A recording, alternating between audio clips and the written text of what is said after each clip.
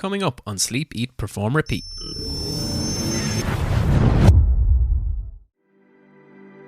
The thing is, when you're in an England team or any national team, it's the best players supposedly in the country. They are the best players for certain reasons. They're driven, they're committed, they're relentless with what they do, they're ultra competitive. So there was going to be more clashes than at club, because it is all the best players, whereas at a club you have the best players who have probably more of a say and opinion.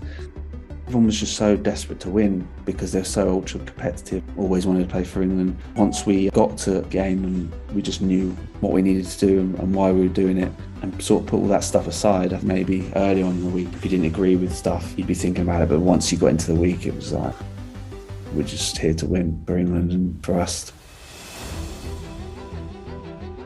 Hi, I'm Mike Brown, professional rugby player and currently studying Masters in Sports Directorship, and this is my episode of Sleep, Eat, Perform.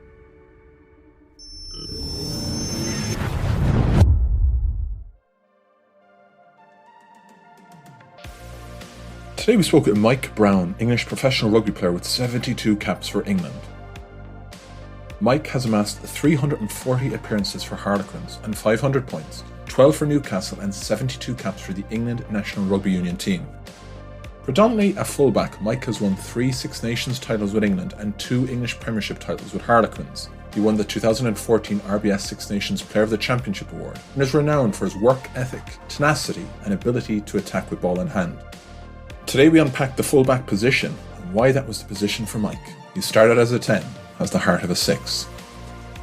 We discussed leadership, culture and high-performing teams, all areas of interest for Mike, which he is studying as part of the Sports Directorship at Manchester Metropolitan University.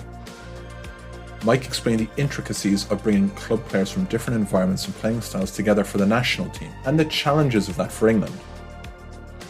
He dived into his playing philosophy around training, his preparation, and the nuggets as to how we can all catch a high ball better, with mentions to Irish legends like Conor O'Shea and Gavin Duffy. Quick mention to the sponsor of today's show, Hexus Live, your personalised field planner for improved athletic performance. Check them out on the App Store or the Google Play Store and you can get an exclusive launch offer, 30% off for a limited time only. Use code HEXUS30 at the checkout. Thanks again, and let's get to the show. Mike Brown, thanks a million for coming on, joining us. How are you doing today, sir? Yeah, I'm good, thanks. No, thanks for having me. I had a little sneaky look at the calibre of guests you've had already, so I'm flattered that you asked me to be on, and hopefully I can be as good as those guys. You're our first rampaging fullback we've had, so we're kind of looking forward to diving into that. But before we get there, Mike, tell us a little bit what's going on in your world at the moment. Yeah, so at the moment, just kind of in off season. The rugby season's just finished.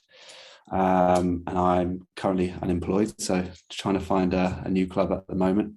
So sitting tight and hoping for that. But there's a lot of us that unfortunately are out of jobs in the rugby world over in England with the salary cap and stuff dropping. So yeah, it's a bit frustrating. A lot of uncertainty and a bit of stress with that uncertainty and a bit of change going on for me as well personally. So myself and family are kind of sitting tight in Newcastle until we can get back to our kind of where we're from, be close to family and friends, which would be nice, which we'll do in the first week of August, which we're massively excited to do. And hopefully a club follows quite soon after that. But if not, yeah, still exciting times. How novel is this for you? Because of being at Quins for so long, you maybe had that certainty, or maybe there was contract negotiations, but it was always felt like you were sticking around with that club for a long period. When you go into this new sort of looking for clubs changing, which other players do in their career, they do change a lot. What's it been like for you? Have you had to adjust? Have you had to market yourself a bit more than you would have previously? Yeah, it's obviously very different to what I've been used to for my whole career. You know, it's important to say, first of all, I've been very lucky to have been able to stay at an amazing club for so long. I think it was 17, 18 years. So I was very lucky to be there that long and at such an amazing place. Whereas other guys, you know, they have to move around, they have to find jobs quite regularly. So at least I didn't have to do that. And I was always a player that wanted to get the contract done and dusted early, sign reasonably long term, and then just crack on with my rugby and think about that. Up until year and a bit ago. So But yeah, it was my time to move on, unfortunately. And like most other people, I thought I'd stay there for my whole career. But, you take the positives with that, and I do think this having to move clubs sort of setting me up for what I want to do after rugby and helping me learn a few things about that. Players having to move, how to settle in a new place, moving your family, all those sort of things that if I want to stay in, elite high performance sport and kind of being a leader in that, having an understanding of what players have to go through when they're moving around clubs, in terms of if I'm at a club off the field, the entry and exit of players, which is massively important. I've experienced that now, things like that. So I do think having to move, even though it didn't feel great at the time, will set me up with some experience in terms of what I want to do after rugby. That's really interesting because so many players can probably relate to that and are probably have been in your situation and then trying to navigate the next step. So touching on, of course, we want you to get another contract, but besides that and besides the pitch, you're doing some other things and learning from that, as well as the experience you've experienced with Newcastle and now this little transition. What is it about these other pieces that you're learning that really you're finding quite interesting? I think I've always had an interest in high performance sports and how they tick and how they build their programs, and especially the ones that sustain success for long periods of time, and individuals that do that as well. I've always had an interest in that and been a fan, I guess, of teams and individuals that are able to do that and what makes them tick. And I think, especially the last few years, trying to delve into this, I guess, the specifics of culture and running programs and running organizations, and find myself sitting back sometimes, the last couple of years thinking, if I was in charge, I want to treat the player this way, or I want to treat the group of players this way, or I wonder why they're doing this. Maybe they could do it this way. And trying to also reflect on loads of stuff through my career and trying to think what are the good bits, what are the bad bits, or I wouldn't do that. And if I had a chance to lead, or I would do that, or I'd take this off someone individually. For example, Conor O'Shea, who I'm sure you guys know, being a fellow Irishman, probably one of the best leaders, off-field leaders that I've ever had. Just the way he galvanised a group to a shared goal and sort of mission and vision, and that's us as players, but also the rest of the club, the board, the CEO, everyone bought into what he brought into the club when he first started. Our playing identity, what we wanted to do, what we wanted to achieve.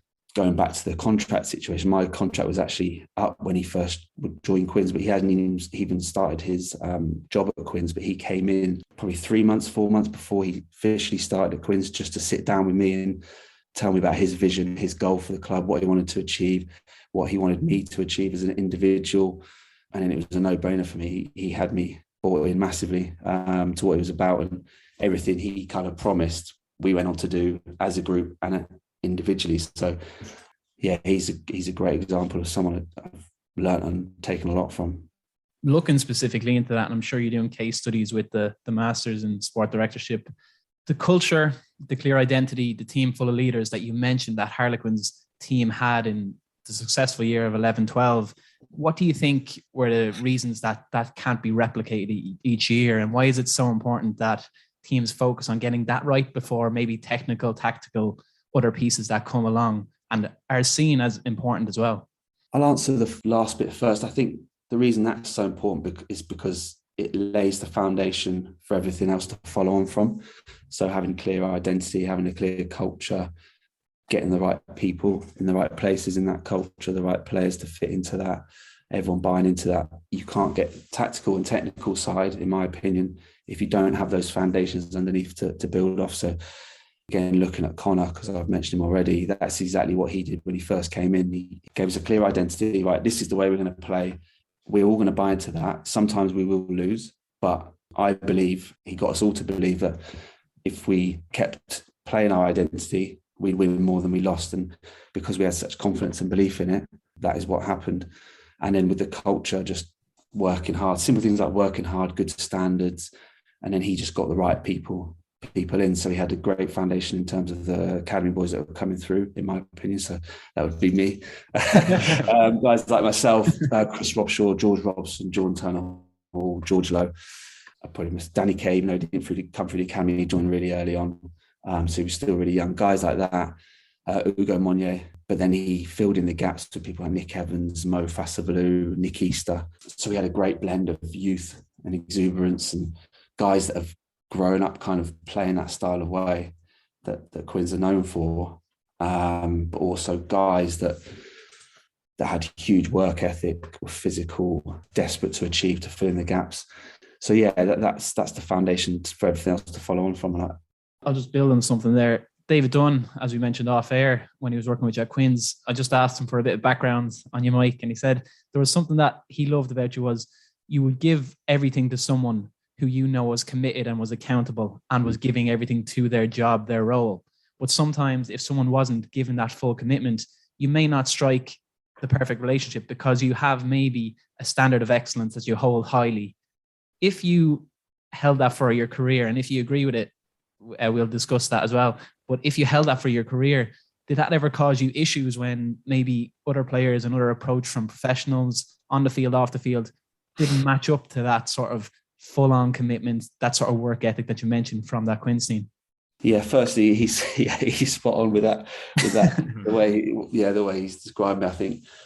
Did it cause me issues? Yeah, 100%, because especially early on in my career, I couldn't really understand people that weren't the same as me, or maybe communicating and dealing with people that weren't the same as me. But I think especially the last couple of years, probably because as I've matured and reflected a bit more, you understand that not everyone's the same as you, and just because they're not the way I am doesn't mean they're not driven and they're desperate to achieve and they're not doing it their own way. Or some people do need a little nudge here and there, but it's just got to be done in the right way. And I don't think I probably did that for the majority of my career. And yes, it did cause me a few problems. But I guess that's about learning, especially with, again, going on to what I want to do after rugby. I'm going to have to be able to strike relationships up with people that aren't the same or have been the same as me through my career, or are different characters or need different things. So that's all part of the learning and maturing as a person. But yeah, it did cause me not issues, but like confrontations or friction with certain people, or I just couldn't understand certain people. But again, if you're building a squad, you need different characters, and there's going to be people that maybe are more squad players that aren't as driven as the top players, like an Owen Farrell or Carl Sinclair, for example. But you need those other players that are happy, I guess, just to be squad players or get to a certain level, but are better team men because they offer different things. They offer different things to the environment. They're more jovial. They like the social side, so they'll get more involved in that, which you need as a team, which isn't really my sort of thing. I'm more of a sit back and observe. I'm not a big drinker, but you need the other side of it, So you need those type of guys as well. So I think part of my maturity as a person and as a player is sort of understand that. Not that I still got it right the last couple of years. It's still really hard for me to understand certain people and the way they are, and talking to certain people the right way or driving people a certain way. But it did cause some confrontations and frictions. There's a book called Edge by Ben Littleton. And there's a fella that he tells a story about Ben Darwin, who used to play for the Wallabies, who does a lot of work in cohesion and team dynamics. And what was curious about with yourself, Mike, and especially touching on what you said with Quins, culture, shared identity, everyone understands where they're going, everyone understands their roles. The question we're always curious about, right? How do you build cohesion in the national setup then? So you've got the Quins players, right? You've mentioned a couple of them, but then you've got Saris, and then you've got the Tigers, and then you've got other teams all coming together to play for England. You played for a lot. How does it work? How can you harness the best and get the best from them from a collective when you've got all these sort of different sort of pieces of culture coming together? How can you form a high performing team from your experience?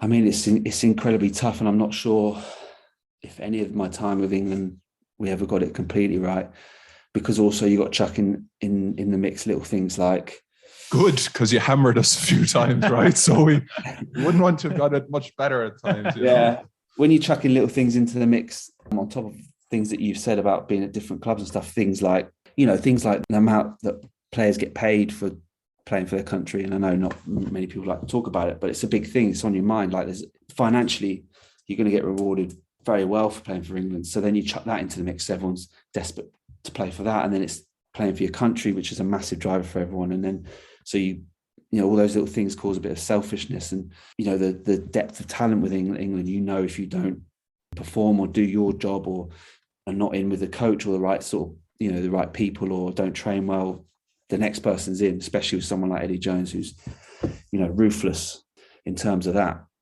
So you chuck all those sort of things into the mix, and it's incredibly tough to do, because everyone has their own sort of agendas and why they want to be there and what drives them. And everyone's dreamed of playing for England, and it's so big in everyone's head. So it's so hard to buy into a team, but also have all those sort of thoughts in your head.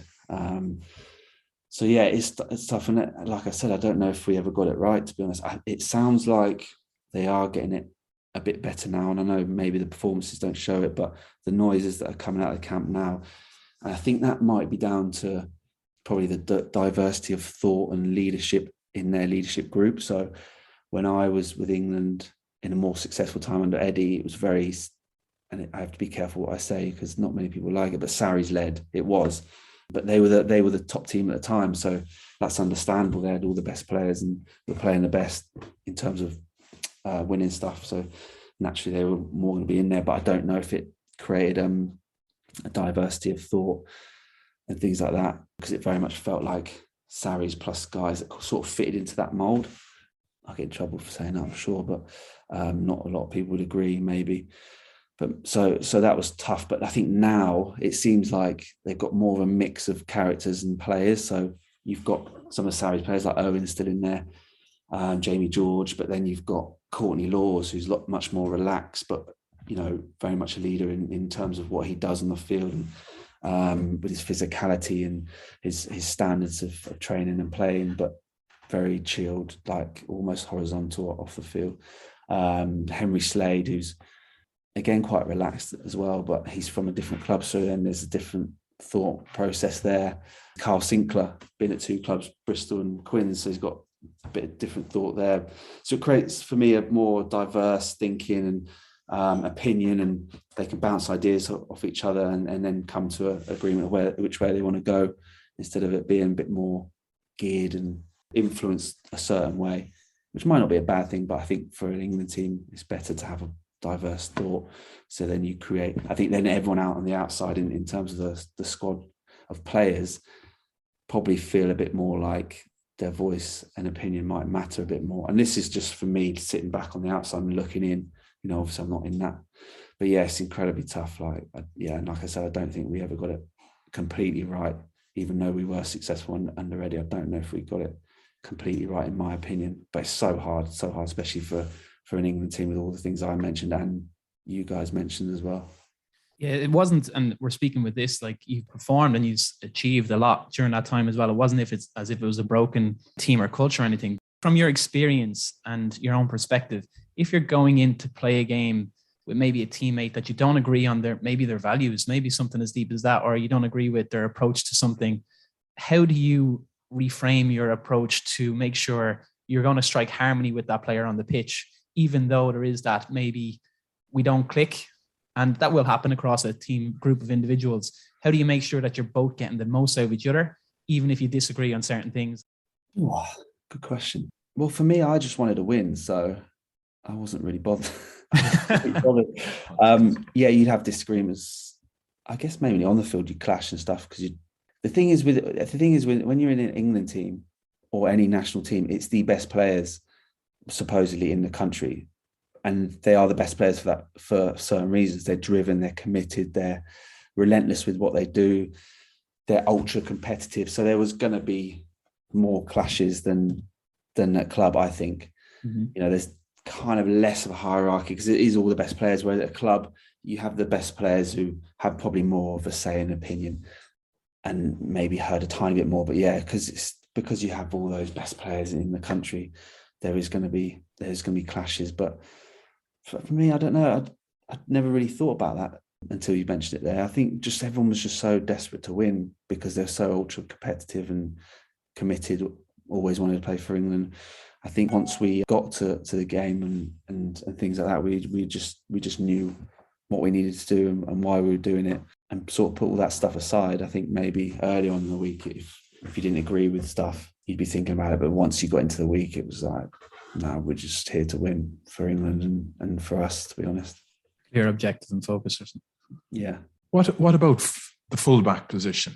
Arguably the loneliest position on the pitch, right? The last man standing. Who could be a fullback? Like, and we're thinking, Jason Robinson, Latham, Keenan, Carney, all these great players. Mike Brown, be known as a fantastic fullback.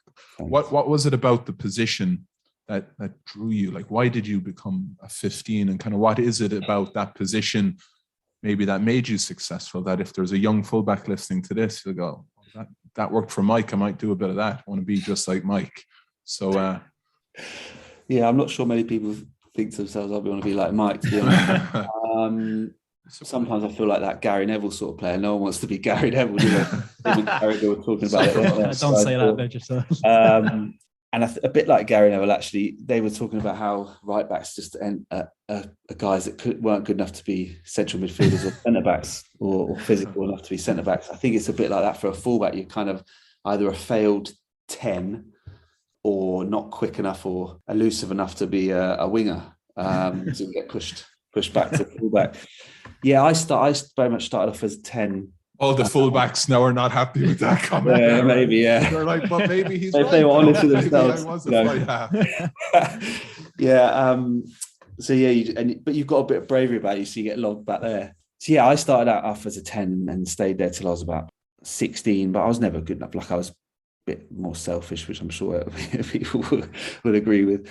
Yeah, a bit more, wanted to run more instead of distribute and things like that. And then when I got to sixth form college at 16, a coach I had there, who's actually Joe Marchant's dad, he was the first guy to say, how about you try fullback? I think the skills really suit you. I went there kicking and screaming because, like most players, they kind of want to be a 9 or a 10, always on the ball, the glamour position and stuff like that. But once I got there, like, I loved it. Like, it suited everything that I was about. A little less structure than being at 10, so you could kind of roam around everywhere.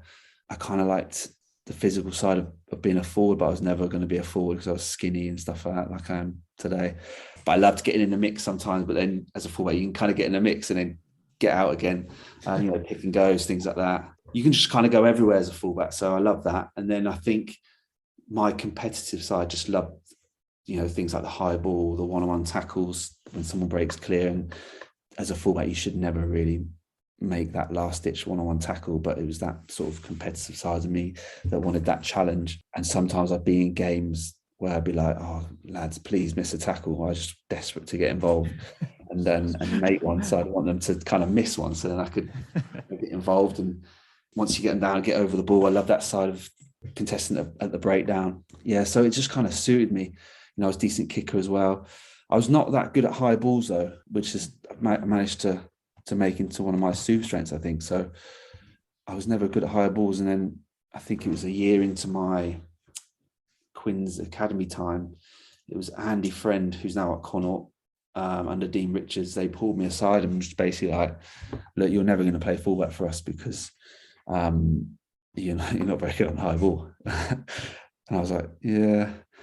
And basically, Friendy said to me, when the ball's in the air, how confident are you that you're going to catch it? And I was a bit like, oh, yeah, kind of, yeah, so. So they were just basically like, look, you need to go and work on your high ball because as a fullback, it's so important.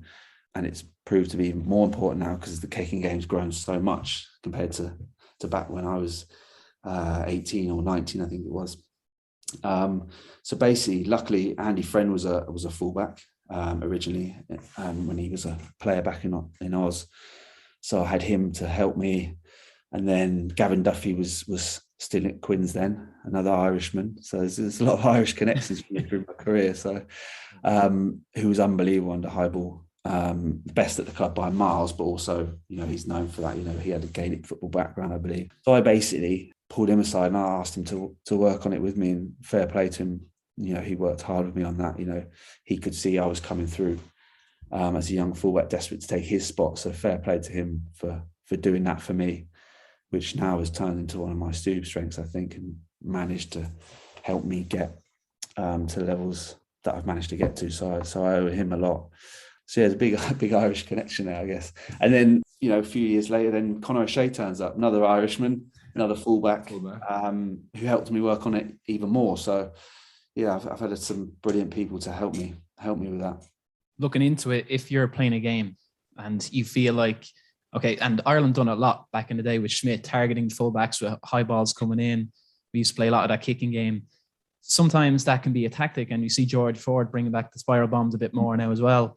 If you're in a game and maybe you don't catch the first one, it's a knock on or it doesn't go your way, what do you do then? Is it self-talk? Is it, look to your teammates around you? What do you do to get back in the moment so you don't make another mistake or dwell on it too much yourself? Right inside, I think. Especially when it's George Ford with the high balls, the spiral bombs that are just going to keep coming.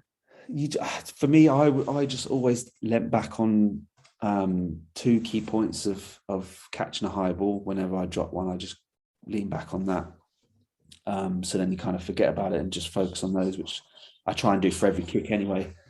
And they were things that Gavin Duffy actually taught me. Technical points on my high ball, that's what I always fall back on every catch I'm going for, and then that helps me focus if I do make an error. But it's keeping your hands high. So he always taught me to keep your hands above your eye level. The ball moves faster than your eyes. So if your hand's down here, as the ball goes past, you'll lose sight of it, and that's when normally you drop it. So if you keep them above your eyes, you're always with the ball. And then the second one was squeeze your elbows as you're catching it, because then it creates a nice basket. And then another reason you see a lot of guys drop it is they've done the first bit, then just slips through because there's a gap there. So it's hands and elbows, and that's what I try and teach any young guy that I'm training alongside that's struggling with the high balls, hands and elbows. And you might actually see me if you watch me play if I get time before I set up for catching that boxing or something, I'm always doing that with my hands, and that's kind of my trigger to get my hands above my eyes. And then I just think to myself, squeeze the elbows. So I just fall back on that really. Just, I guess, two triggers, physically and mentally in my head when I make a mistake, but also when I'm doing a skill anytime really. Besides playing, what are the other things you like in the week that maybe even help you play? Like, is it some of the recovery stuff you like? Is it none of it? No, none of it. Training, none of that. Just playing. Yeah, not really. Like I've never been one for like loving training massively or loving the recovery side. I just knew how important it all was to do it to a certain standard. The recovery side probably later on, probably back half of my career. The more that came into rugby, and the more you see some of these other athletes that use it so effectively in all sports. Training, I've never been one I train to be ready for the weekend, to perform on the weekend. So I do everything I need to do. And I learned this as well as I went through my career, especially being in England camps, that your preparation and how good it is breeds confidence, which will then help you perform on a weekend. Because, if I've not caught some high balls this week, or I've not done the amount of kicking I should be doing, or I've not done this part of recovery, you're going to go in the weekend at kickoff thinking, shit, I haven't quite done that properly, or I haven't looked at that, or I'm not quite ready. That preparation helps your confidence, which breeds into a performance at the weekend. And that's for a team and individual as well. Whereas if you can know you've ticked off everything you possibly can and do that consistently, for me, that leads into the performance, and you don't even have to worry about performance really. You're just confident in what you've done and you're just ready to go. So that's the way I've sort of viewed it, but not that I've enjoyed most of it, to be honest. And then looking to maybe the habits and behaviors, I've seen you mentioned consistent behaviors and persistence being so important to get to the high levels. How are you applying that to academic life, to masters, and working maybe with different people from different sports and visiting places like St. George's with the FA? Yeah, exactly that. Like I've tried to throw myself into the transition stuff like I've done my career. I can't remember who recommended it to be like that. But I've just took that on board, and that's what I've tried to do with my academics, with my uni work and stuff like that. Exactly the same, making sure I prepare for the assignments, and then in the right way, because I know that if I don't prepare the right way, my assignment won't be up to a standard, especially being someone that hasn't had academic experience like uni or something like that since I was sixth form at 18, which is a good long time ago. Now I'm 36. So I have to kind of put the effort in, and I'm kind of learning as I go along, even think little things, how to write properly, how to use a computer, how to read properly, how to take the right information in during a lecture. I remember my first lecture, the start of the academic year, I was literally trying to take all the information in, scrambling to write notes. And I just came over like, oh my God, this is too much. And then I kind of realized, no, you need to take the bits that are important to you, kind of filter it out as much as you can, kind of look at the assignment that's coming up at the start of the unit instead of middle to the end, because then you know exactly what you need to learn more than other stuff and what's going to be relevant for your assignment and things like that. So I've just tried to throw myself into it like I do my rugby, and kind of become obsessed with it all really. That's kind of a word I'd use for my rugby career, obsessive with certain things. If I don't do certain things in terms of my rugby, you feel like, oh my God, I need to do that. I can't not do it. And then you just find a way to do it. It's the same with this stuff really. I know I need to get into environments to experience certain things because I haven't yet done it as a career. I know I need to do certain things for my uni to make sure it's a good standard, because I'm desperate to pass. I'm obsessed to pass because I know it's going to lead to good things later on. So that's just the way I'm trying to go about it, to be honest. One of my last points, Mike, is we spoke to Owen Eastwood on this and met him over in Twickenham actually a couple of months ago, and it seemed like he did a lot of interesting things with yourselves in and around probably the world you're learning about at the moment. So kind of it is really the high performing teams, and what makes you take that is what's really piquing your interest moving forward, is it? Definitely high performing teams in elite sport. I think that's what I'm really interested in. That's what really excites me. And actually probably moving into other sports is what's really exciting me at the moment, not staying in rugby for various reasons. But just that's what excites me. So that's what I'm working towards. Easier said than done though. What have you learned from maybe MBA? I think we'd actually looked at your classmates and looked through the course itself. It's so diverse with different people coming from all backgrounds. Have you learned anything unexpected that you were like, I never even thought about how the NBA do it that way, how Man City women's team do it this way, Liverpool, etc.? Not unexpected, really. You learn, like just looking at my peer learning groups, you get split into learning groups to really help and support each other. And just looking at my peer learning groups, so I've got a lady on there from Man City women's, just learning about, she's in the operations side, so just learning how they get the team ready, what she does on a day-to-day to help achieve that, which is good learning for me if I want to then lead, someone that's helping the team in terms of the operations and the management side of that. Or there's a guy that works at Rangers, Craig, just the way he's really quiet and reserved, but like the way he then has listened so well that he's able to ask such a good question, and you're like, geez, how's he come up with that question? That's an unbelievable question. I don't have any examples off the top of my head, but like the amount of times I've sat there in a group discussion and the other guys as well, and you think, fuck, that's a good question. Like he must listen, he must listen so well to what everyone's saying and taking so well the information, but then to come up with a question the way he does, like just learning that from him or observing someone do that makes you realize how important listening and asking good questions are, because it creates great discussion for the rest of us. Just little things like that, and just having conversations. Another guy that's just moved to Man United, his work's kind of on the diversity and inclusion side of things. Just listen to him. He used to be a consultant to put reports together for Premier League clubs. Now he does that for Man United, but just the way he puts reports together, how he looks at diversity and inclusion, which is so important for teams nowadays to function. I'm sure everyone will agree with that. And also actually hearing about their backgrounds and their lives coming up is also eye-opening and really important and great learning for me as well, because they're all from different walks of life. They've experienced different things. They've come through their pathways very differently as well to the roles that they've got to, and they're actually working in roles at the moment. So for me, who's never kind of worked in a normal job, who's a professional athlete, to be around people that are actually in those roles in elite sport, living it day to day is huge learning for me as well.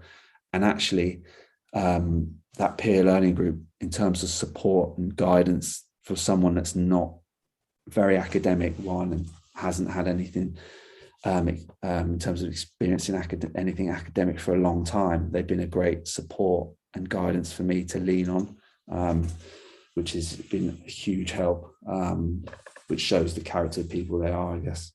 My last one, Mike. What would Craig from Rangers say if we were chatting to him about you? So you said what they bring to the group and what you're learning from them. What do you think they're maybe getting from you in that peer learning group? What would they? I don't know. Besides knowing how to catch the high ball, which we've got now as well, right? Yeah, I think they quite like getting the athlete perspective on things, because I've been in teams where, in high performance elite teams, they haven't had that experience, so they get that side of things because they're striving to be in positions in sport that I want to get to, but they need to understand, I guess, what we're talking about: high performance teams, culture, identity, on the athlete's perspective side of things. So I think they quite like that. So I'm kind of the athlete perspective part of the group, and then they offer the proper information and valuable insights, I'm sure. Last question of the show, and it's one that we ask everybody who comes on, is what does high performance mean to you, Mike Brown?